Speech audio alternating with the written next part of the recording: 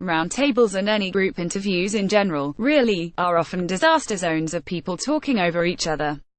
Even in the Harvey Weinstein era, which has repeatedly proven that speaking out can really create real change, especially when the voices have strength in number and star power, by increasingly opening the floodgates for women and men to finally tell their stories of experiencing abuse at the hands of powerful men, speaking out all at once doesn't seem like the most effective option. But when Jennifer Lawrence, Emma Stone, Mary J. Blige, Jessica Chastain, Allison Janney, and Saoirse Ronan all got together to form a roundtable with a Hollywood Reporter that centered on ism in Hollywood, it was that very chaos that in fact created quite a happy accident. All of the actresses issued a collective, powerful hug in response to Chastain detailing one of her many experiences encountering the industry's systemic wage gap, summing up in one exhaled breath what it's been like to read the news or simply be a woman over the past month and a half. That sentiment, of course, is not foreign to anyone who isn't a white man in power, it's simply grown more pronounced and public as of late. Chastain's unfelicitating story actually dates back to 2012, when even after she won a Golden Globe and was nominated for a Best Actress Academy Award for her role in Zero Dark 30, she was sent a lot of scripts where it was a female protagonist, and they wouldn't do my deal until they knew who the male actor was because they needed to do his deal first and then see what was left over to offer for her salary. Those types of battles are still being fought. Even Stone, who's said that her male co-stars have taken pay cuts for her, agreed with Lawrence that it's been called difficult when Lawrence detailed instances in which she finally made the decision to stand up for myself, and then I went to go to the bathroom at work and one of the producers stopped me and was like, "Do you know, we can hear you on the microphone, you've been really unruly." Which was not true, but basically my job was threatened because the director said something fed up to me and I said, "That's sick, you can talk to me like that," and then I was punished, and I got afraid that I wasn't going to be hired again.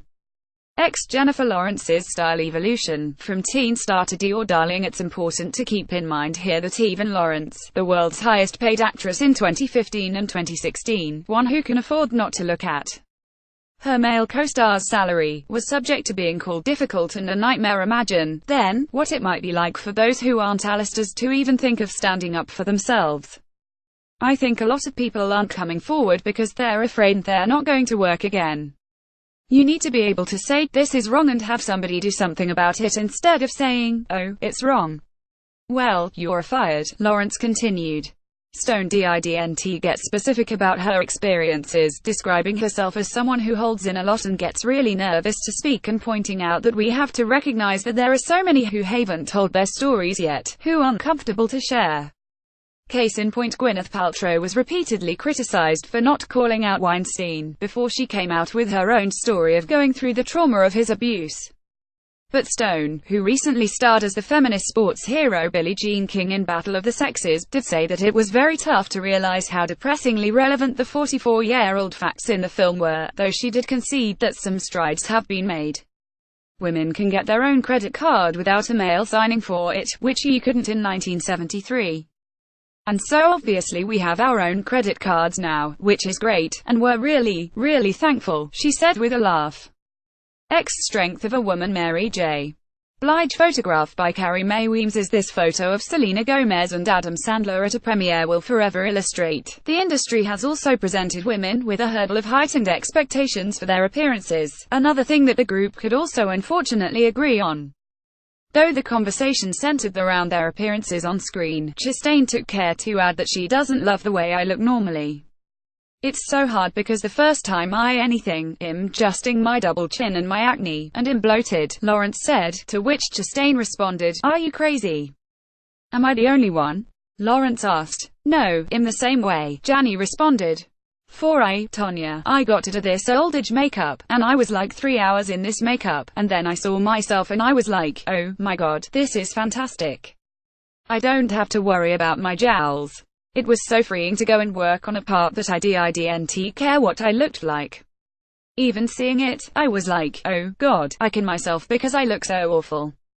The conversation also got to UAL assault, of course, as it's become clearer and clearer that women are systemically abused in Hollywood, which seems not to have been news to any members of the roundtable. Mary J. Blige said she in fact started dressing as a tomboy when she started her career to shield herself from the abuse she faced when she was younger.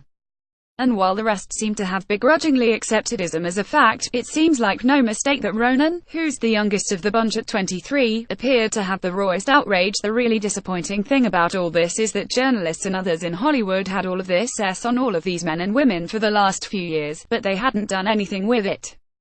It's just been swept under the carpet, she said. In fact, it's the least famous, youngest, and therefore perhaps least jaded woman in the story who puts it best.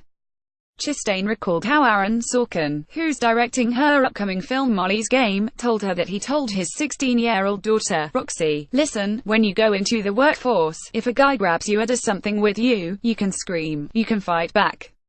In response, Chastain continued, "Roxy turned to him and said, 'Dad, why are you teaching me to defend myself and not teaching those guys not to be creeps?' The onus isn't on women," Chastain added. "Society has a way of blaming victims. You didn't come out soon enough, or you're not asking for enough money. The onus is on others not to abuse their power." Related Mary J. Blige and Carrie Mae Weems in conversation on race, women, music and the future. Emma Stone on how she sucked her thumb until she was 11 years old.